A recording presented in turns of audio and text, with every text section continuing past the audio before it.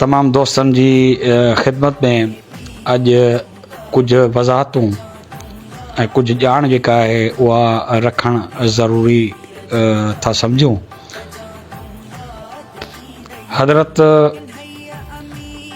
P साईं रोज़े धणी रज़ी अल्लाह ताला अन्हु मोहम्मद राशिद शाह लकियारी जंहिंजे ख़ानदान खे अॻिते हली राशिदी जेको आहे सो ख़ानदान सॼो वञे थो। इहो ख़ानदान जेको आहे सो उहो 1750 खां वठी उन जे वालिद साहब पी साईं मोहम्मद राशिद रोज़े धणी जे सैयद मोहम्मद बका शाह उन जे सिलसिले सां जेको हले थो, जंहिंजी निस्बत लकियारी लकी शाह सदर सां आहे। लकी शाह जे सदर सां जे सिलसिले खां विठे मथे वञी इमाम अली रज़ा खां माना रिज़वी सैयद जे ख़ानदान मां जेके हसनी हुसैनी आहिनि, हिन ख़ानदान जी जेका रवायत आहे, जेके वॾे में वॾी जेका पी साईं मोहम्मद बका शाह जी शहादत खां पोइ संदन फर्ज़ंद पी साईं रोज़े धणी सैयद मोहम्मद राशिद शाह राशिदी सैयद राशिद शाह लकियारी जंहिंखे जे ख़ानदान खे संदसि राशिद जे नाले सां पोइ राशिदी सॾियो वियो, संदन दीन इस्लाम जी तबलीग मुहबत प्यार मुहबत जो जेको तबलीगी पैगाम हो उहो हिंद सिंध बलोचिस्तान पंजाब ऐं पूरे वर्ल्ड दुनिया ताईं मुख़्तलिफ़ इलाइक़नि ताईं जेको पखिड़ियो ऐं उन पे पोइ लखें किरोड़े माण्हू जेके आहिनि से संदन मुरीद थिया। उन में वॾे में वॾी तादाद जेका आहे उहा अॼोके दौर में हिंद ऐं सिंध में संदन मुरीदनि जी आहे, जेका किरोड़नि जी तादाद में आहे। हिकिड़े काथे मुताबिक़ सिंध में सिर्फ़ु सिंध जे अंदरि 33% सिंध जी जेका आदमशुमारी आहे उन में 33% जेके असां उहा हुर जमायत पीर साईं पागारे जा फॉलोअर्स आहिनि। हिन जमायत जो निज जेको मक़सदु आहे उहो रूहानी ऐं इस्लामी आहे। हीअ जमायत उन तरीक़े मुताबिक़ पंहिंजो कमु करे थी। इन में पी साईं रोज़े धणी रज़ी अल्लाह ताला अनह पाण जेको तबलीग जो जेको मोटिव रखियऊं, जेको उन्हनि जो मेन उसूल हो उहो मुहबत इतिहाद जमायत ऐं ज़िक्र इलाही आहे। उन में पाण जेको फरमाइनि था मलफूज़ात शरीफ़नि में, उन में मेन जेका शइ हुई उहा हुई त 5 वक़्त निमाज़ पढ़ो, राति जो तहजद गुज़ार थियो ऐं 2 वक़्त जेको आहे सो ज़िक्र ला इलाहा इल्लल्लाह जी तस्बीह, उन सां गॾु पोइ जेके 4 तस्बीहूं पढ़ियूं वेंदियूं आहिनि इल्लल्लाह अल्लाह हू, उहा करियो ऐं निमाज़ जी पाबंदी करियो। पाड़े वारनि सां बहितर नमूने हलो, हर कंहिं सां मुहबत सां हलो, दीन जी तबलीग मुहबत सां करियो, दीन जी तबलीग ते सख़्ती न करियो। इहा शइ जेका पी साईं रोज़े धणी जो पैगाम हो। संदन रूहानी फैज़ सां आम तबलीगी आलमनि खां संदन हटी करे हो ऐं तसव्वुफ़ जी हिंद ऐं सिंध में वॾे में वॾी दरगाह आहे, जंहिंजो मर्कज़ जेको आहे सो पीर ॻोठ ख़ैरपुर में आहे, जेका अॻे अंग्रेज़नि जे वक़्त में ऐं अंग्रेज़नि खां बि अॻु में जेका आहे उहा रोहिड़ी तालके में हुई। इन करे हीअ ख़ानकाह जेका आहे रोहिड़ी वारा पीर बि सॾिबा हुआ। त पी साईं रोज़े धणी रज़ी अल्लाह ताला अनह जे वक़्त में संदन मुक़ररु कयल 500 ख़लीफ़ा हुआ, जिन ख़लीफ़नि खे पाण मुक़ररु कयूं। उन वक़्त में जेके ख़लीफ़ा मुक़ररु थींदा हुआ उहे निज रूहानी तबलीगी ऐं इस्लामी ऐं इस्लाही प्रोग्राम खे ॾिसी करे उन्हनि जी तक़वा परहेज़गारी ऐं उन्हनि जी मुहबत ऐं अवाम सां मुहबत खे ॾिसी करे ऐं पंहिंजे मुर्शिद जे हुकुम खे ऐं दीन इलाही खे फॉलो कंदे उन्हनि खे मुक़ररु कयो वेंदो हो। पर उन जो निज कमु सिर्फ़ु जेको आहे सो तबलीगी हो, इस्लाही हो। अॻिते हली जॾहिं पी साईं रोज़े धणी रज़ी अल्लाह ताला इन खां पोइ उन ई गादी ते संदन फर्ज़ंद सैयद सिबक़तुल्लाह शाह अव्वल, जंहिंखे सॼी जमायत जेका असां तजर धणी जे लक़ब सां यादि करे थी, उन वक़्त में पोइ हिन जमायत में रूहानी इस्लाही इन खां सवाब अस्करी जेका सा ज़रूरत साम्हूं पेश आई। उहा छो पेश आई? उहा इन करे पेश आई त उन वक़्त में अंग्रेज़ जो दहली ते ऐं हिंदुस्तान में वॾो असरु हो। हिते मीरनि जी हुकूमत हुई, पर पंजाब में सिखनि जो ज़ोर हो। सिख जेके आहिनि उहे पंहिंजी ताक़त जे ज़ोर ते कश्मीर ताईं मज़ारी क़बाइलनि ताईं अची विया हुआ। हीअ ई वाहिद ख़ानकाह हुई जेका दीन इस्लाम सां गॾु नबी करीम सल्लल्लाहु अलैहि वसल्लम जे तर्ज़ ते तरीक़े ते असल रियासत मदीना वारे अंदाज़ में पाण जमायत खे जिहाद जे लाइ छॾियऊं त असांजे सिंध जे सरहदनि में जेकॾहिं सिख आया त भले असांजा सियासी इख़्तिलाफ़ उन वक़्त जे मीरनि सां हुजनि, पर असांजे ख़िते में असां सिखनि खे पंहिंजी सरज़मीन में अचणु कोन ॾींदासूं। संदन अहिड़ा हुकुम मुबारक संदन मलफूज़ात शरीफ़ में मिलनि था ऐं जमायत जेका सा उहा तलवार ॿधी उते जेका सा पहुची वई हुई। पोइ सिखनि खे जॾहिं ख़बर पई त पीर पागारा जेके आहिनि, ऐं पहिरियों पागारो माना पग वारो जंहिंखे दस्तार मिली पी साईं रोज़े धणी रज़ी अलाह ताला जी। हिन जमायत में ॿ जेके निशानियूं आहिनि उहे मशहूरु आहिनि। हिकिड़ी त जेका पागारा जी पग आहे उहो चवनि था त उहा रूहानी तौर ते हज़रत पी साईं मोहम्मद बक्का शाह वटि अमानत हुई, जेका पी साईं रोज़े धणी रज़ी अलाह ताला अन्ह खे मिली हुई। ऐं उहा ई दस्तार जेका रोज़े धणी रज़ी अलाह ताला अन्ह खां पोइ पहिरें फ़र्ज़ंद सैयद सबक़तुल्लाह शाह जे मथां आई त उनखे पहिरियों पागारो चयो वियो। ऐं ॿियो झंडो हो, जेको झंडो चवनि था त हज़रत अली अलैहिस्सलाम ऐं उतां खां आयल हो, जेको अफ़गानिस्तान जे जेके हुकमरान हुआ उन्हनि वटि हो। पोइ उन्हनि हुकमराननि जे मार्फत उहो हदीअ तौरु जेको आहे सो पी साईं सरदार जिन वटि मोकिलियो वियो, जेको संदन ख़ानकाह ते मौजूदु हो।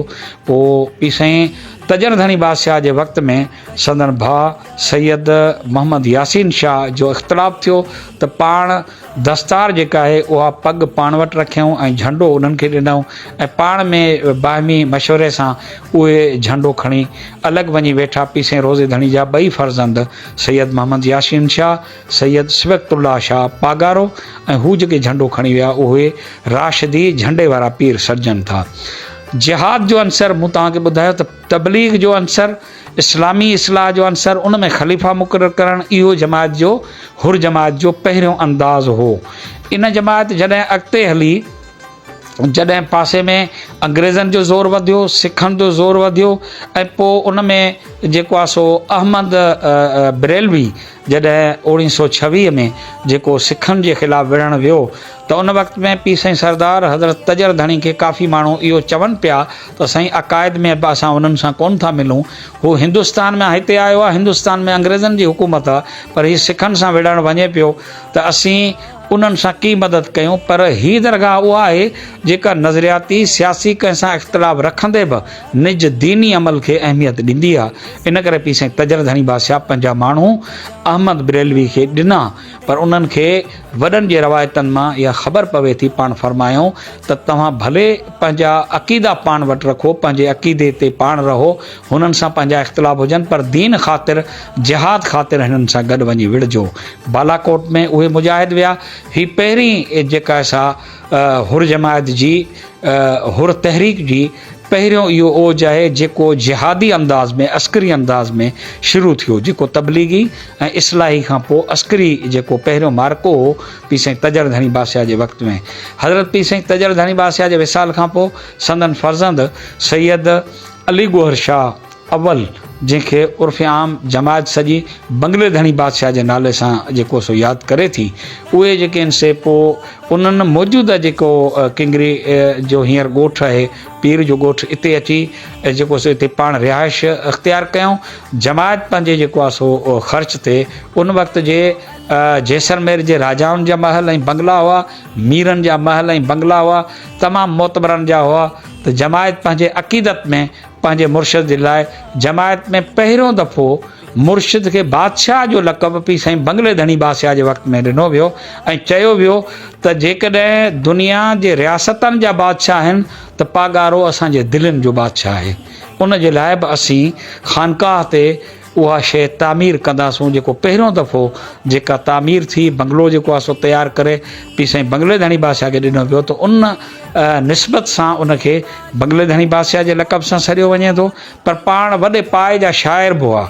इन करे इल्मी अदबी ख़िदमत, मूं पहिरीं तव्हांखे इस्लामी जेका सा ख़िदमत उनजो तरीक़ो ॿुधायो, उन खां पोइ जिहादी ख़िदमत जो तव्हांखे तरीक़ो ॿुधायो, उन खां पोइ तव्हांखे इल्मी अदबी जेका ख़िदमत आहे उनजो पी साईं बंगले धणी पाण वॾा शाइर हुआ। शाइरी जे मैदान में मुख़्तलिफ़ तसनीफ़ूं, मुख़्तलिफ़ हिदायतूं उहे पी साईं बंगले धणी बादशाह जेके आहिनि से उहे लिखियूं ऐं शाइरी बि कई ऐं शाइरी जे रंग में इस्लाही जेका उहा शइ कई उहो रंग बि हिन जमायत में शामिलु थी वियो जंहिं रंग खे जमायत समा चवे थी। समा माना जमायत जो राग। पोइ राग जो अंदाज़ हिते जेको आहे सो उहो मुख़्तलिफ़ आहे, सभिनी दरगाहनि खां मुख़्तलिफ़ आहे। हिन राग में सिर्फ़ु जेको आहे सो अल्लाह जी हमद, नबी करीम सल्लल्लाहु अलैहि वसल्लम जी नात ऐं बुज़ुर्गनि जा जेके से मनक़बत पढ़िया वेंदा आहिनि। उन में जेको आहे सो रुगो पंहिंजी तारीफ़ कोन हूंदी आहे, उन्हनि में जेको आहे सो उहा निस्बत आहे। ऐं हिन जो ख़ासो इहो आहे हिन दरगाह जो त पीर साईं बंगले धणी बादशाह जे वक़्त में जॾहिं दरगाह पुराणी जेका दरगाह हुई जेको अॼु चयो वञे थो हादल शाह इन इलाइक़े खां, उन इलाइक़े खां जॾहिं पाण हिते नई दरगाह जेका क़ाइमु थी जिते पीर साईं रोज़े धणी रज़ी अल्लाह ताला अन ऐं हज़रत पीर साईं तजर धणी बादशाह सिबक़तुल्लाह शाह अवल मोहम्मद राशिद रोज़े धणी जा मज़ार मुबारक उतां खणाए पोइ हिते अची जेको आहे सो वरी रखरायाऊं ऐं पोइ हिते रोज़ो तामीर थियो। उनखां पोइ पीर साईं बंगले धणी बादशाह जे वक़्त में अंग्रेज़ हिन ख़िते में अची चुको हो। अंग्रेज़ जॾहिं दुबई जी जंग जेको मीरनि खां खटे वियो ऐं पोइ जेको सो मियाणी जी बि जंग खटे वियो त उन वक़्त में ख़ैरपुर जा मीर उन्हनि आनकी मनी, उहे उन जा जेके आहिनि से बाना थी अंग्रेज़ जा क़बूलदार थी वेही रहिया ऐं अहिड़ी हैदराबाद जे मीरनि बि वेड़ न करे सघिया। पर वाहिद मीरपुर जा मीर शेर मोहम्मद हो जेको पीर साईं जो अक़ीदतमंद ऐं मुरीद हो। उन जेको आहे सो वरी मज़ाहिमत कई ऐं उन में पहिरियों दफ़ो जेको आहे सो उन सां गॾु हुर जमात जा फ़क़ीर अंग्रेज़नि जे ख़िलाफ़ु विढ़िया। पहिरियों मार्को तजर धणी बादशाह जे वक़्त में थियो, ॿियो मार्को मीर शेर मोहम्मद सां गॾु हुरनि जो जेको आहे सो थियो। उन में हू जिया हाणे माना हिन वतन जे लाइ, ख़िते जे लाइ, इस्लाम जे लाइ वेढ़ांद कंदड़ ही जमायत मुक़ररु थी। उन में पोइ पीर साईं सरदार बंगले धणी बादशाह असगर साईं, जंहिंखे शाइरी में असगर साईं चवंदा हुआ, जंहिंजो नालो हज़रत जेको आहे सो अली गौहर शाह अवल हो, उन जे लाइ थियो। उन वक़्त में पोइ पीर साईं बंगले धणी बादशाह जॾहिं सफ़र में हुआ त पोइ अंग्रेज़ ऐं मीरनि उन वक़्त जे हाकिमनि गॾिजी जेको आहे सो पीर साईं मसन धनी बादशाह ते हमला कराया ऐं उन खां पोइ पाण खे ज़हर ॾेई उजी साज़िश जे ज़रिए जेके वेझा माण्हू हुआ, ख़ानदान जा माण्हू हुआ, वेझा जेके मुरीदेन में जेके वेझा रहंदा हुआ अक़ीदतमंद, उन्हनि माण्हुनि खे पाण में मिलाए ऐं पोइ पीर साईं बादशाह जिन खे बंगले धणी बादशाह खे ज़हर ॾिनो वियो। उन ते पाण हिकिड़ी काफ़ी झुंगारी हऊं त जेको आहे सो कुठी कर्म कुकार चोर आया मां ते चारी रे चारी सतों भेरो ज़हर ॾिनाऊं चौकी हुई चौधार। उन वक़्त में हिकिड़ो इनकलाबी जेको आहे सो हिकिड़ो टोलो जेको सो तयारु थियो जंहिंजा ॿ उस्ताद हुआ। इनकलाबी टोलो जंहिंखे अॼु जेको आहे सो फ़र्क़ु जमायत चयो वञे थो। हीअ पहिरीं जमायत फ़र्क़ु या सालिम न, पर हीअ जमायत रोज़े धणी जी चई वेंदी हुई, जमायत रोज़े धणी। उन जमायत खे अॻिते हली सालिम जमायत माना मुकमल जमायत, उहा जमायत सालिम इन करे लफ़्ज़ सालिम जी माना आहे सलामती वारी। सालिम जमायत माना मुकमल। मुकमल इहो हो त मुकमल मुर्शिद जे हुक्मनि ते इस्लामी जेके अमल आहिनि उन जी पैरवी मुकमल कंदड़, माना पैरवी कंदड़। इन करे इहे जेके आहिनि से सालिम ऐं मुकमल हिकिड़ी जमायत वारो रंग हो, ईअं जीअं असहाब जी जमायत हुई। इन करे वॾी जमायत, सालिम जमायत, मुकमल जमायत, जमायत जंहिंखे चइजे उनजो नज़्म ऐं नस्क़ उन वक़्त खां शुरू थियो जेको तबलीग खां सवा उन में जेको आहे सो फ़िक्री रंग बि हो, जिहादी रंग बि हो, पोइ इहो बि हो। पर इनकलाबी जेको रंग आयो पीर साईं बंगले धणी बादशाह जे शहादत खां पोइ, जंहिंखे पोइ वरी फ़र्क़ु जमायत चयो वियो। ऐं उन्हनि जा उस्ताद केरु हुआ? पीर साईं रोज़े धणी रज़ी अल्लाह ताला जा ॿ ख़लीफ़ा, हिकिड़ो हज़रत ग़ुलाम हैदर फ़क़ीर गाज़ी, ॿियो अब्दुल्ला फ़क़ीर मस्त कात्यार। इहे ॿ जेके आहिनि रोज़े धणी जा ख़लीफ़ा हुआ, झूना बुज़ुर्ग हुआ। उन्हनि पोइ जेका सा इहो चयो त बाबा हिकु अल्लाह, हिकु रसूल, हिकु मुर्शिद। हाणे तहज़ीम हिन दरगाह जी हिक जी कबी, ऐं जीअं बादशाहनि वटि साज़िशूं थींदियूं आहिनि हिन दरगाह में बि साज़िशूं थियनि थियूं। असांखे उन ते नज़र रखणी पवंदी, अहिड़ो को इंतिज़ामु ठाहिणो पवंदो। पर बाक़ाइदगी सां इंतिज़ामु कोन थियो, पर हू पंहिंजी कचहरी में वेहारे पोइ इहे माण्हू जेके उन्हनि जी कचहरी में वेंदा हुआ उन्हनि खे ग़ुलाम हैदर फ़क़ीर गाज़ी ऐं अब्दुल्ला फ़क़ीर कात्यार जा संगती चइबा हुआ। ही उन्हनि जा संगती, माना हीउ जेको लफ़्ज़ जेको सो संगत जमायत में हिकिड़ो आम मशहूरु थियो आहे, इहो माना ग़ुलाम हैदर फ़क़ीर कात्यार जा, ग़ुलाम हैदर फ़क़ीर गाज़ी पठान जेको हो उन जा, ऐं अब्दुल्ला फ़क़ीर कात्यार जा संगती। इहा जेका जमायत हुई उन वटि फ़िक्र, हुननि वटि विलविलो जज़्बो त मौजूदु हो, पर अमली तौर ते अञा को अहिड़ो ऐलान कोन थियो हो। पीर साईं बंगले धणी बादशाह खां पोइ संदन फर्ज़ंद सैयद हिज़्बुल्लाह शाह तख़्त धणी मसन धणी, उहो जेको आहे सो टियों पागारो थियो। पहिरियों पागारो रोज़े धणी जो फर्ज़ंद तजर धणी, ॿियों पागारो जंहिंजो नालो सबक़तुल्लाह शाह हो, ॿियों पागारो हज़रत बंगले धणी, टियों पागारो हज़रत जेको आहे सो मसन धणी, जंहिंखे जमायत हिज़्बुल्लाह शाह पर उनखे मसनद धणी ऐं तख़्त धणी चवंदा हुआ। जॾहिं उहे पाण अञा सग़ीर हुआ, 5 सालनि जा हुआ, वालिद वफ़ात ऐं हिकिड़ा ई साहिबज़ादा हुआ, ॿियो को बि औलाद कोन हो, हिकिड़ो ई साहिबज़ादो हो। जॾहिं उन ते दस्तार आई त पोइ जेको असां जमायत जो उन वक़्त जो जेको ख़ानदान जो माण्हू हो सैयद हैदर शाह, उहो संदन चाचो हो, उहो उन्हनि सां गॾु हो, वफ़ादार हो। पर हीउ जेको इनक़लाबी टोलो हो फ़िक्रमंद रहंदो हो त हीउ जेको आहे सिस्टम जेको आहे इनखे मज़बूत करिणो पवंदो। पोइ अब्दुल कादिर अब्दू जेको आहे उहो गमह चौकी जो जेको चइबो आहे, उहो आलम हो जेको मस्जिद शरीफ़ में निमाज़ पढ़ाईंदो हो, आलम बि हो, तसवफ़ जो साहिब बि हो, उहो दरगाह जो मुरीद हो। उन जेको आहे सो पोइ पीर साईं मसन धणी बादशाह जी जवानी जॾहिं आई त पाण मस्जिद शरीफ़ जेका असां उहा इहा तमीर करायूं, जेका दरगाह में अॼु मस्जिद आहे इन जी तमीरात सैयद हिज़्बुल्लाह शाह मसन धणी कराई। ऐं गॾोगॾु जमायत जी हिकिड़ी मीटिंग जेका असां रखियऊं, गॾिजाणी रखियऊं ऐं उन आलम खे गॾु विहारियऊं त उनखे चयूं त हिन सॼी शइ खे मुंहुं ॾियण जे लाइ, छो त दुश्मन मीर बि आहिनि, दुश्मन अंग्रेज़ बि आहे, रुगो असांजो दुश्मन बि आहे, ख़िते जो बि दुश्मन आहे, इस्लाम जो बि दुश्मन आहे। पोइ जमायत में हिकिड़ो बाक़ाइदे इंतिज़ाम जेको आहे सो जुड़ियो। उन इंतिज़ाम में 12 चौकियूं मुक़ररु थियूं, जंहिंमें पोइ पीर साईं सरदार जी सरपरस्ती में उहो जेको फ़क़ीर हो, उहो जेको आलम हो, उहो जेको मुसल्ले जो जेको पेश इमाम हो, उन्हनि वेही उहो इलाइक़े वाइज़ 12 चौकियुनि जो इंतिज़ाम जेको असां मुक़ररु कयो हो। हीअ आहे हाणे जेका जमायत सिर्फ़ु तबलीग न हुई, हाणे ज़रूरत महसूसु थी त हिन जमायत में, हिन सॼे सिस्टम में हिन जो इंतिज़ामी ढांचो बि जोड़िजे। पहिरियों दफ़ो दरगाह जो जेको इंतिज़ामी ढांचो जोड़ियो वियो, उहो जेको आहे सो हज़रत पीर साईं हिज़्बुल्लाह शाह जे वक़्त में, इहो 1947 में जेको आहे सो इहो इंतिज़ामी जेको आहे सो ढांचो, या 1945 में, 1845 में, 1845 में या 47 जे विच में पीर साईं बंगले धणी जे विसाल खां पोइ इहो पोइ जेको आहे सो जुड़ियो, जंहिंमें 12 चौकियूं जेके सो उनजो इंतिज़ाम जेको आहे सो थियो, उनजा ख़लीफ़ा मुक़ररु थिया। मूं तव्हांखे अॻु में ज़िक्र कयो त पहिरियां पीर साईं रोज़े धणी जा जेके ख़लीफ़ा हुआ 500, उहे तसवफ़ ऐं दीन जी तबलीग लाइ मुक़ररु थिया। हाणे जेके ख़लीफ़ा मुक़ररु थियनि पिया उहे इंतिज़ामी सिस्टम संभालण जे लाइ ऐं उनखां पोइ दीनी सिस्टम खे संभालण जे लाइ, माण्हुनि जा ज़माने जा मसइला हल करण जे लाइ। छो त तवक़ा कान हुई त अंग्रेज़ असांजा मसइला को हल कंदो, मीर असांजा के मसइला हल कंदो। इन करे ही दरगाह जेका असां उन में 3-4 शयूं जेके इनसे गॾु अची वियूं। हाणे ही उहा दरगाह, इहो तसवर किथां आयो? इहो तसवर जेको आहे सो मदीने मां वरितो वियो। छो त हुज़ूर जिन जे वक़्त में मस्जिद नबवी खे दीनी इस्तिलाह जे लाइ, तबलीग जे लाइ बि इस्तेमालु कयो वेंदो हो। दुनियावी मामला, समाजी मामला बि मस्जिद नबवी में तय कया वेंदा हुआ, सियासी मामला बि मस्जिद नबवी में तय कया वेंदा हुआ। त मस्जिद नबवी उहा पहिरियों दफ़्तर, उहो पहिरियों मर्कज़ हो जिते रूहानी, सियासी, इंतिज़ामी, समाजी मामला तय कया वेंदा हुआ। उहो तसवर साम्हूं रखी करे जेको इस्लामी तसवर हो, उन मुताबिक़ जेको आहे सो ही शइ राइज़ बि कई वई। उन वक़्त में तय कयो वियो त जेकॾहिं हिन इंतिज़ाम खे को टोड़ींदो त पोइ उन जे लाइ छा आहे, उन जो तसवर बि मदीने जी रियासत खां, हुज़ूर जिन जी रियासत खां वरितो वियो त जेको कंदो उन जो सोशल बाइकाट कबो, उन जो हथ बंदि थींदो। लफ़्ज़ थियो हथ बंदि। हथ बंदि जो मक़सदु कोन्हे त हथ ॿधा वञनि था, उन जो मक़सदु हो त सोशल बाइकाट कीअं कजे।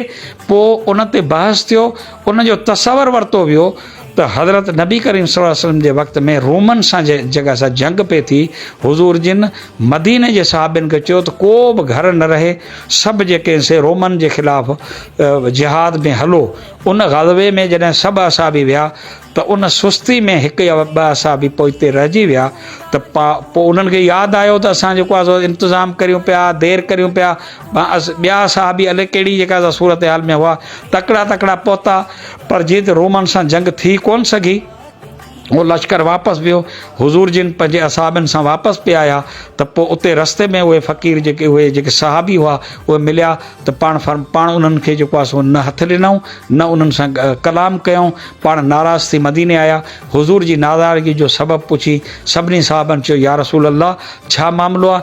पाण फरमायूं त हिननि सहाबिन सां तव्हां जो सोशल बाइकाट हूंदो, न हिननि जे कंहिं ख़ुशी में, न कंहिं ग़मी में, न सलाम कंदव, न हिन सां मेल मिलाप कंदव, न कचहरी कंदव, न मिलंदव। इहो पहिरियों दफ़ो तसवर या त मदीने में हो या पहिरियों तसवर पीसे मसन धणी बादशाह जे वक़्त में जमायत में ही उतां तसवर वठी हथ बंदि। मतिलबु इहो आहे त जेको माण्हू ग़लती करे निज़ाम में न हले उनखे ॿधणो कोन्हे, उनखे ॿधणो कोन्हे, उनखे मोचड़ा हणणा कोन्हनि, उन्हनि खे जेको आहे उन्हनि खे को नुक़सानु जिस्मानी या माली कोन्हे ॾियणो, उनजो ई करिणो आहे त उन सां सोशल बाइकाट करिणो आहे। पोइ काफ़िरनि जेको आहे सो जीअं उन्हनि असाबिन ॾे पैगाम मोकिलिया त तव्हांजा हेॾियूं क़ुर्बानियूं, तव्हां सभु कुझु छॾे आया, पोइ बि तव्हांखे जेको आहे एतिरो आज़ाब, तव्हांखां सोशल बाइकाट, अचो असां वटि, तव्हांखे मिल्कियतूं बि ॾींदासूं, सभु कुझु ॾींदासूं। इहो कहिड़ो दीन आहे तव्हां सां जेको आहे हीउ सवलो ॻाल्हाइनि कोन था। पर असाबे पोइ उन में जेको आहे मस्जिद नबवी में हिकिड़ो थंब आहे जंहिंखे इस्तवाने अबी लबाबा चइबो आहे। सहाबी पंहिंजे पाण खे उन थंब सां ॿधी छॾियो, चई त जेसि ताईं नबी साईं राज़ी न थींदो ऐं मुंहिंजो हथु न खुलंदो, मां पंहिंजे पाण खे पाण सज़ा ॾींदुसि। पोइ 2 ॾींहंनि खां पोइ हू खाइणु पीअणु छॾे वियो, हुनजे घर जा भाती हुनखे छॾे विया। पोइ अलाह ताला जी वही नाज़िल थी, जेके पशेमान थियनि था त ऐं नबी अलाह बि उनखे बख़्श करे थो, तव्हां बि उन्हनि खे बख़्श कयो। मतिलबु पंहिंजे उन कोताही, उन कमज़ोरी जी जेकॾहिं माफ़ी तलाफ़ी आहे, हुनजो अज़ालो आहे, नदामत आहे, त अलाह बि बख़्श करे थो, नबी साईं बि पोइ उनखे बख़्श कयो। साहिबनि चयो त तोखे नवीद हुजे त हुज़ूर तव्हां सां राज़ी आहिनि? चई न, हुज़ूर जेकॾहिं पाण मूंखे अची ॿुधाईंदा तॾहिं आउं पंहिंजे पाण खे खोलींदुसि। पोइ जेको आहे सो हुज़ूर जिन पाण आया, उन साहिबी खे खोलियऊं। हिते बि असां वटि ही हुर जमायत में इस्लाम खां हटी, इस्लाम जे रवायतनि खां हटी, छो त हीअ रूहानी जमायत आहे, को बि अहिड़ो अलॻि को सिस्टम कोन्हे। इहो हथ बंदि जो जेको पीर साईं मसन धणी बादशाह खां वठी इहो हो।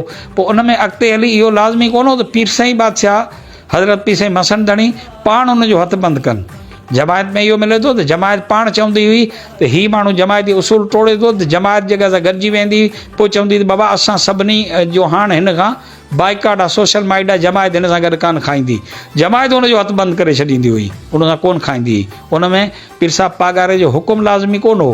पोइ उहो माण्हू जॾहिं नदामत कंदो हो, जमायत में मोटी हूंदो, मूंखां ग़लती थी आहे, त पोइ जमायत इहा हूंदी, हुन चवंदी त तोते ॾंड आहे। पोइ हू चवंदो त मूं ते कहिड़ो ॾंड आहे? पोइ इहो चवंदो आहे त तूं जेको आहे सो हाणे हिते जमायत खे पाणी पीआरींदे, तूं जेको आहे सो हिते ख़िदमत कंदे। को चवंदा या तूं जेकॾहिं पैसे वारो सर्दी वारो आहे त तूं एतिरो जमायत जे लाइ, ख़िदमत जे लाइ, नंगर जे लाइ का जेका शइ रखंदे, जॾहिं उहो माण्हू उहा ॾंड, उहो जुर्मानो भरे ॾींदो हो, उहा ख़िदमत कंदो हो, जेतिरो अरसो जमायत मुक़ररु कंदी, त पोइ उनजी अर्ज़ु जमायत जेका असां हुनजो पाण हथु खोले छॾींदी हुई, या पीर साईं सरदार वटि पोइ उनजो हथु खुली वेंदो हो। त अहिड़े नमूने हिन जमायत में बि हथु बि बंदि थिए थो। पर हिते असां वटि जमायत में 3 तरीक़नि जा जेके आहिनि से हिकिड़ा निज़ाम आहिनि। मसन धणी बादशाह, उनखां पोइ पीर साईं मसन धणी बादशाह खां पोइ पीर साईं माफ़े धणी बादशाह, उनजे वक़्त में बि इहो सिलसिलो हलियो ऐं ख़लीफ़ा मुक़ररु थिया। पर पीर साईं मसन धणी बादशाह जे वक़्त में हिकिड़ो अलॻि जेको आहे सो टोलो जेको इनकलाबी निकितो, उन पोइ चयो त सिर्फ़ु दरगाह ते हुज़ूर कोन्हे, जिथे बि पीर साईं पागारो हूंदो उते हुज़ूर हूंदो। माना असीं हिन दर्जा फ़क़ीर आहियूं। उते पोइ अमीर हुजे या ग़रीब हुजे, अदब जो मक़ाम हीअ आहे त हुज़ूर जी महफ़िल में जी जेको आहे सो अदब सां वञिणो आहे, त असीं आले रसूल जा मुरीद आहियूं, आले अली जा मुरीद आहियूं। इन करे अदब जो मक़ाम आहे त हिते न तेज़ ॻाल्हाइबो, न हिते जेको आहे सो मथो उघाड़ो कबो, न जेके आहिनि से जूता पाए जेके वञिबा, जूतो पाए माण्हू हिलाज़त में बि वञे थो। इहो अदब जो मक़ाम हो, हिननि पंहिंजे पाण ते पाण लागू कयो, न की पीर साहिब पागारे अॼु ॾींहं ताईं बि। तव्हां मुख़्तलिफ़ जाइनि ते ॾिठो हूंदो ऐं पीर साईं छठ धणी बादशाह जो, सूर्या बादशाह जो, त बाबा तव्हां जेको आहे सो भले वेहो हिते, पर उहे अदब जो मक़ाम आहे, त असां वटि इहो आहे त अमुर सां गॾु अदब जेको आहे सो उहो अहम आहे, इहो जमात जो ख़ासो आहे। त इन करे जेको हथजबंद जो रवाजु हो या हीउ जेको निज़ाम आहे, पोइ उन में पोइ जंहिं बि ख़लीफ़े जी का शिकायत हूंदी हुई या हू ज़िमेवारी पूरी नथो करे या शिकायतनि जो, पोइ उनखे तनबीह कई वेंदी हुई। पी साईं जेको आहे सो मसन धणी बादशाह जे वक़्त में, पोइ वरी पी साईं जेको आहे सो माफ़े धणी अली गोहर शाह, पोइ उनखां पोइ वरी जेको आहे सो पी साईं कोट धणी शाह मर्दा शाह अवल, उन जे वक़्त में जमात जे तमामु उन्हनि जा उहे हथ बंद उहे।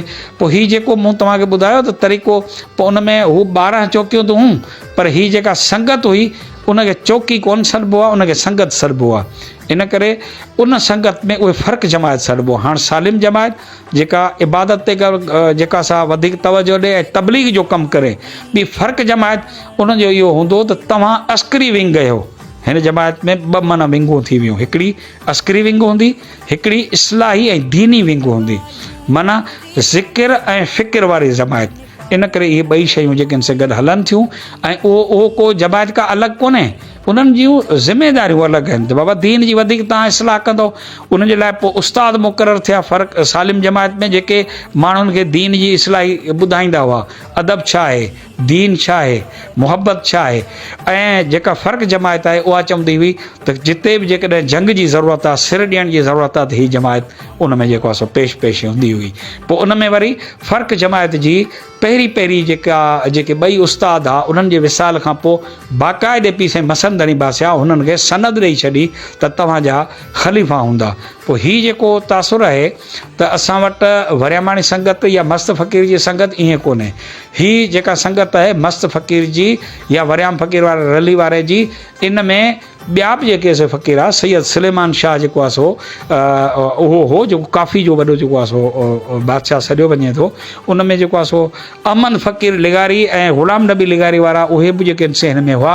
ऐं पहिरीं ख़िलाफ़त जेका आहे वरियामाणी संगत जी सूर्य बादशाह ताईं, विच में वरियाम फ़क़ीर अली वारे खे मिली, विच में सूर्य बादशाह जे वक़्त में अहमद ख़लीफ़े लिगारी वटि इहा ख़िलाफ़त हुई। उनखां पोइ मोहम्मद बच्चल वरियाम फ़क़ीर जे वालिद साहब खे जेका मिली हुई। त माना हीअ ईअं कोन्हे त हिकिड़े खे मिली ॿिए वटि कोन आई आहे, मुसलसल जेको को 10 नस्लूं हिकिड़े ई, इहे कोन्हे, अलॻि अलॻि जॻह सां थी आहे। मस्त फ़क़ीर जे तरीक़े में अब्दुल्ला फ़क़ीर मस्त वटि हुई, यूसुफ फ़क़ीर वटि हुई, सूर्या बादशाह सिराई सावण खे जेको आहे सो घुराए चई त तूं अलॻि ख़लीफ़ो आहीं। ऐं सिराई सावण खान जेका असांजी संगत आहे या असांजो जेको तरीक़ो आहे, उन में असां सूर्या बादशाह चयो त तूं आहीं, त सिराई सावण खान चयोसीं असांजी आऊं जेको आहे सो हुन वाड़ी जो आहियां, मस्त फ़क़ीर जी वाड़ी जो आहियां। शहीद मोहम्मद यूसुफ जे साम्हूं आऊं ख़लीफ़ो कीअं थींदुसि? पाण फरमायो त वाड़ी मुंहिंजी आहे, आऊं मालिक आहियां जेको इंतिज़ाम संभालियां थो। केरु थींदो आहे मोहम्मद यूसुफ या मस्त फ़क़ीर, उहे बि जेको सो इनकार कनि। उहो जॾहिं सिराई सावण खान ख़लीफ़ो थियो, उन वक़्त में शहीद मोहम्मद यूसुफ इंडिया जे इलाइक़े में हो। जॾहिं वापसि आयो उनखे ख़बर पई त असांजे ई जेको सो जमात जे माण्हुनि मां हिकिड़ो मोतबर माण्हू ख़लीफ़ो थियो आहे, त शहीद मोहम्मद यूसुफ इहो एतिराज़ु कोन कयो त हीउ जेको आहे छो ख़लीफ़ो थियो आहे, मुंहिंजे साम्हूं छो थो अचे, या उन्हनि जी नियाज़ निवड़त मुहबत उहा साॻी बरक़रार रही। इन में इहो इख़्तिलाफ़ कोन रहियो। हीउ आउं सम्झां थो त इहो तसलसल पी साईं सूर्या बादशाह जे वक़्त में, इहो पी साईं सूर्या बादशाह जे वक़्त में पी साईं छॾ ते सूर्या बादशाह जो जेको ख़लीफ़ो करीम फ़क़ीर कटबर हो, अरबेल फ़क़ीर जो जेको वालिद साहब। उनखां पोइ जेको आहे हीउ ग़ुलाम अहमद उनड़ जेको इन्हनि जो वालिद हो। उनखां पोइ जेको आहे हीउ मुख़्तलिफ़ ख़लीफ़ा मुख़्तलिफ़ ख़ानदाननि खां छा, पर ॿिए पासे जा बि ख़लीफ़ा रहिया आहिनि। पी साईं छॾधणी बादशाह हींअर जेको आहे ख़लीफ़ो पहियार हो, ग़ुलाम नबी पहियार, उनखे जेको आहे सो पाण हटाए जेको आहे सो ख़लीफ़े अहमद साले जेको आहे सो उनखे मुक़ररु कयो। उन ते को बि जेको आहे सो इहा शइ कोन हुई। हीउ जेको माण्हू सम्झनि था त कंहिंजी जेका सा ज़ाती ही शइ आहे, कंहिंसां नाजाइज़ी आहे कंहिंसां, उहे जमात जे सिस्टम खां अणवाक़ुफ़ आहिनि, जमात जे निज़ाम खां वाक़ुफ़ आहिनि। जमात जा हिमायती हुजनि या जमायती नौजवान हुजनि या जमात जा असांजा मोतबर हुजनि, असां सम्झूं था त असां सभिनी खे पंहिंजे रवायतनि खे, पंहिंजे उसूलनि खे, जमात जे इंतिज़ाम खे सम्झणु घुरिजे।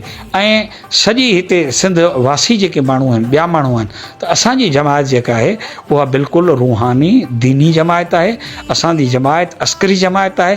जॾहिं बि इस्लाम ते ऐं धरती ते को ॾुखियो वक़्तु ईंदो त हीअ जमायत इहो कोन ॾिसंदी त असांखे मिलियो छा, जेकॾहिं इहो शइ हुजे हा त ज़ुल्फ़िकार अली भुट्टो ते जे वक़्त में जॾहिं ॿोॾि जी सूरत हाल हुजे 73 या 74 में त हुजे वज़ीर आज़म ज़ुल्फ़िकार अली भुट्टो, पर दरिया जे कप ते जेको आहे सो पंहिंजे सिर ते सांगो लाहे जिते फ़ौज बि हटी वञे त हुर उते मौजूदु हुजनि, उलरा बंदि ते हुर मौजूदु हुआ। ऐं जेकॾहिं उहो बंदि हुजे त तारीफ़ कंहिंजी थिए बाबा मौजूदा हुकुमराननि जी। इन खां हीअ जमायत हटियलु आहे। हीअ जमायत जेका इन करे असीं सम्झूं था त नौजवाननि जे लाइ पैगाम आहे।